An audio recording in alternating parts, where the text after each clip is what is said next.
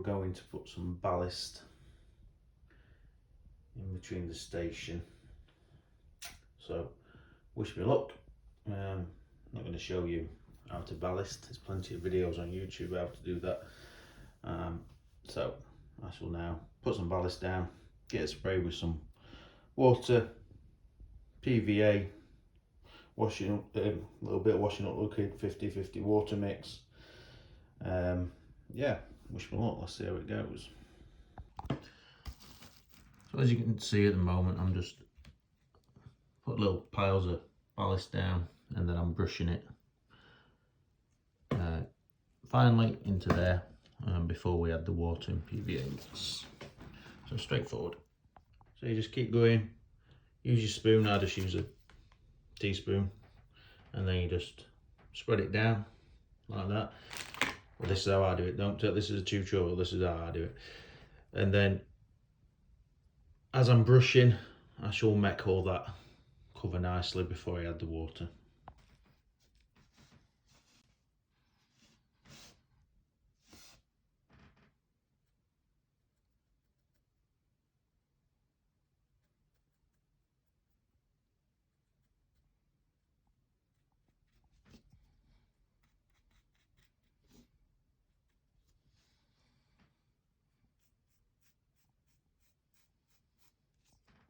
Okay, so I'm happy enough with that. So it's all been brushed and laid in place. So we're going to spray it, but from all the way up here, trying not to disturb the ballast.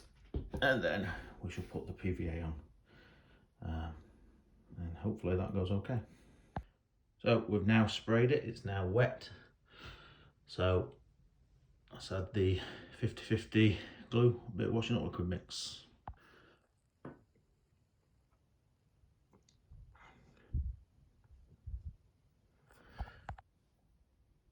Okay, that went well. Didn't move. Got the glue down. So hopefully that'll all dry nicely and in place. Might be little bits that need touching up. But overall I would say that's gone well. Now we just leave it alone for 24, maybe 48 hours because it's pretty cold up here. So I'm now going to do the same for them bits. Same process. So put your ballast down and then I'll spin you around. Put your ballast down, get my brush, brush it into place. Same thing again. So same again, I've brushed it all into position. And like I say, this is no way a tutorial. There's a million different ways to do it on YouTube. But this is just how I find it the easiest.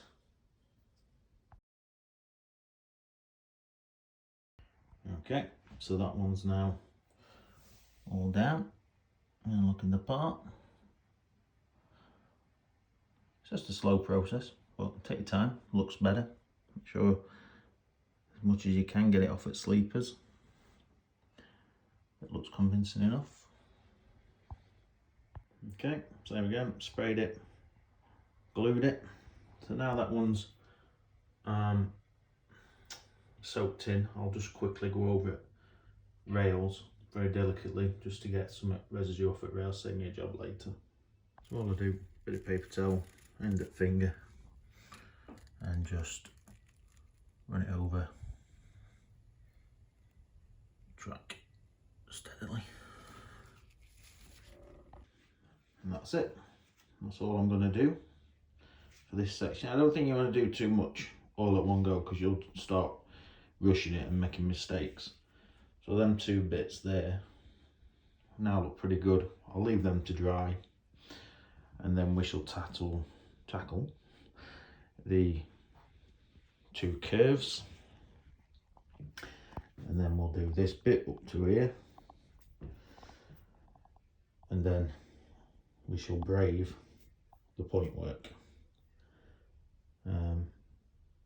So now what I'll do, I'll just get the track put there, glue that bit down, and then we'll call it a day today, and then we'll come back nice and refreshed for another bit of modelling. Once it is all dry, I shall be going over with a Pico track rubber, and that just takes any remaining glue off it.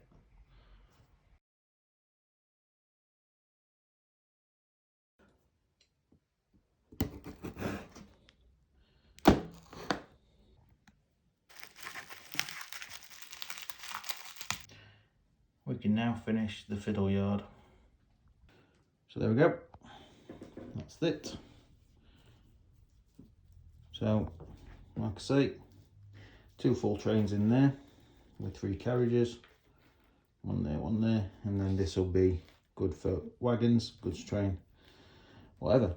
But it's made a nice little fiddle yard, so we'll now glue it down. So there we go, that's all glued down, and then it just disconnects at them 2 points there if I ever move it.